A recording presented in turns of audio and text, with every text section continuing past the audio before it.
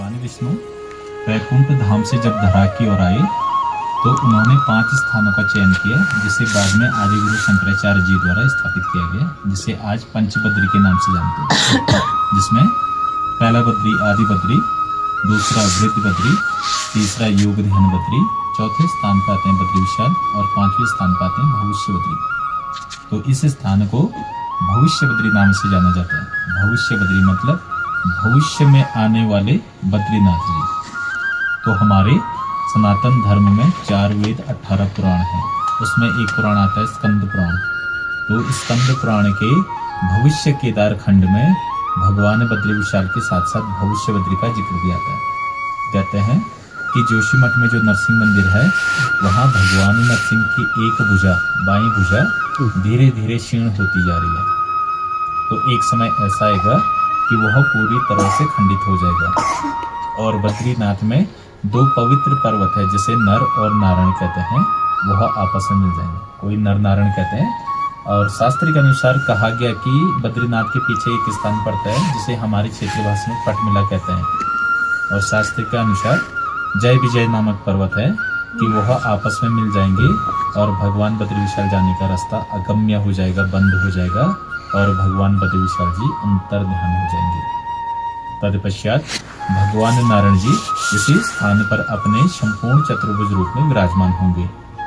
तो जैसे जैसे बद्री विशाल का समय पूर्ण होते जा रहा है और भविष्य बद्री का समय निकट आते जा रहा है, यहाँ पर जो भगवान का विग्रह है वह नवजात शिशु की भांति, एक छोटे बालक की भांति धीरे धीरे अपने समय अनुसार धीरे धीरे अपने ऊपर परिवर्तन दिखा रहे हैं और धीरे धीरे गर्भ से ऊपर की ओर बढ़ रहे हैं और स्पष्ट हो रहे हैं। तो हम आपको भगवान के विग्रह में क्या क्या स्वरूप स्पष्ट हुए उसकी जानकारी देंगे, तो आप जरा ध्यान से देखना। बीच में जहाँ पर छत्र है, छत्र के पीछे देख लीजिए ऊपर हिस्सा दिखाई दे रहा जी, ऐसे में तो वो भगवान का मुकुट आ रहा है। छत्र के पीछे पूरा भगवान का मुकुट दिखाई देता है। भगवान के शीश पर जहाँ पर मुकुट विराजमान है, उसके पीछे देख लीजिए कुछ हिस्सा बाहर को आ रहा है उभर के, तो वह शेषनाग जी आ रहे हैं, दिखाई दे रहा है। जहाँ पर भगवान का तिलक हुआ है, तिलक के ठीक 4 अंगुल नीचे बीच में देखेंगे तो ऐसे तिरछे में भगवान के नेत्र दिखाई देंगे, दिखाई दे रहे। और यहाँ पर भगवान अपने घुटने के बल बैठे हैं, अपने घुटने पे हाथ रखा है नीचे, इस और जो हिस्सा ये बाहर को आया है, यहाँ पर तिलक हुआ देख लीजिए, ये घुटने पे हाथ रखा है, ये हाथ की कलाई और एक उंगली बाहर को निकली है, ऐसे में दिखाई दे रहा। और भगवान के बाएं अंग में ईश्वर माता लक्ष्मी, तो जहाँ पर तिलक हुआ गौर से देखे तो तिलक के बाहर एक छोटा सा चेहरे का स्वरूप बनता है, दिखाई दे रहा। और भगवान की ईश्वर जहाँ पर तिलक हुआ गौर से देखे तो आपको गणेश जी दिखाई देंगे। और ऊपर छत्र के नीचे जहाँ पर तिलक हुआ है, वहाँ पर धीरे धीरे गरुड़ जी उभर के आएंगे। और यहाँ पर नारायण जी अपने निज स्थान वैकुंठ धाम क्षीर सागर में विराजमान है। तो भगवान के गर्भ में नीचे जलकुंड है, यहाँ पर भगवान के गर्भ में 12 महीने जल देखने को मिलेगा। तो जैसे जैसे नारायण जी का विग्रह बढ़ते जाएगा, वैसे वैसे माता लक्ष्मी, गणेश जी,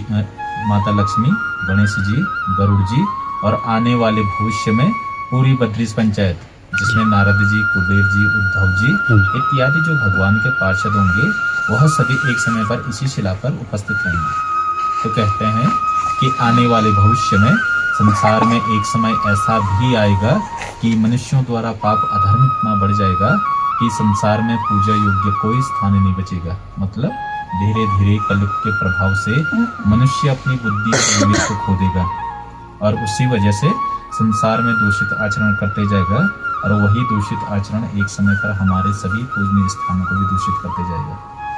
तो संसार का एकमात्र स्थान यही रहेगा जहाँ पर भगवान बद्री विशाल की पूजा होगी। और यहाँ पर जो भगवान का विग्रह उभर के आ रहा है, ये स्वयं भू है, मतलब भूमि से स्वयं उभर के आ रहे हैं। और इसी स्थान को, इस धरा का, धरती का द्वितीय भू वैकुंठ कहते हैं। पहला बद्रीनाथ, दूसरा भविष्य बद्री, जहाँ पर भगवान बद्री विशाल जी साक्षात रूप में विराजमान है। तो आने वाले भविष्य में भगवान बद्री विशाल जी इसी स्थान पर सभी श्रद्धालुओं को अपने संपूर्ण चतुर्भुज रूप में दर्शन देंगे, इसलिए इस स्थान को भविष्य बद्री कहते हैं जी। तो बोल भविष्य बद्री भगवान की जय।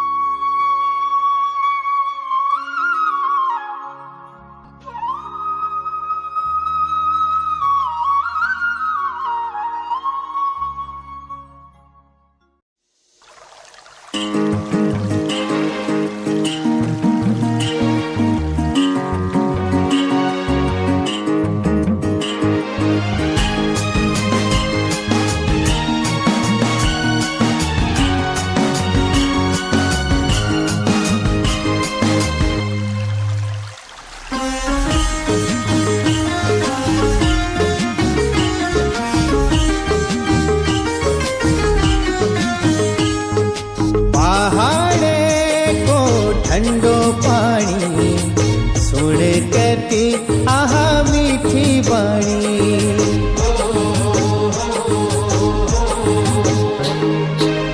पहाड़ को ठंडो पानी सुन करती मीठी बाणी। पहाड़ को ठंडो पानी सुन करती मीठी बाणी। छोड़नी नी लागेनी हो छोड़नी नी लागेनी।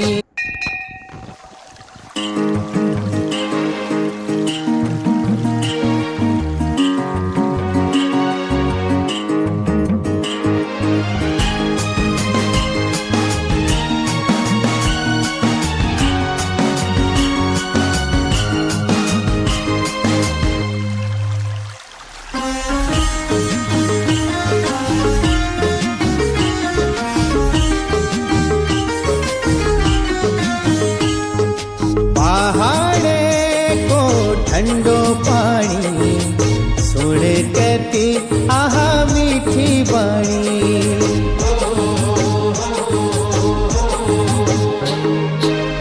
पहाड़ को ठंडो पानी सुन करती मीठी बाणी। पहाड़ को ठंडो पानी सुन करती मीठी बाणी।